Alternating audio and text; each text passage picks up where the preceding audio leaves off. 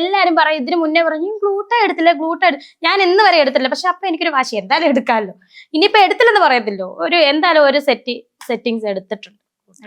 നമുക്ക് 2-3 ആഴ്ച കഴിയുമ്പോൾ റിസൾട്ട് അറിയത്തുള്ളൂ. മുമ്പ് ഹെയർ എക്സ്റ്റൻഷൻ ചെയ്യുന്ന സമയത്ത് ദിവസം കുളിക്കാൻ പാടില്ല എന്നായിരുന്നു ചേച്ചി പറഞ്ഞിരുന്നത്. അങ്ങനെയല്ല, ഞാനത് തിരുത്തി പറയാം. അതായത് ഈ ഹെയർ എക്സ്റ്റൻഷൻ ചെയ്ത് കഴിഞ്ഞാൽ ഡെയിലി നമുക്ക് ഹെയർ വാഷ് ചെയ്യാം, ഷാമ്പു യൂസ് ചെയ്യാം. പക്ഷേ മൈൽഡ് ഷാമ്പു യൂസ് ചെയ്യാം.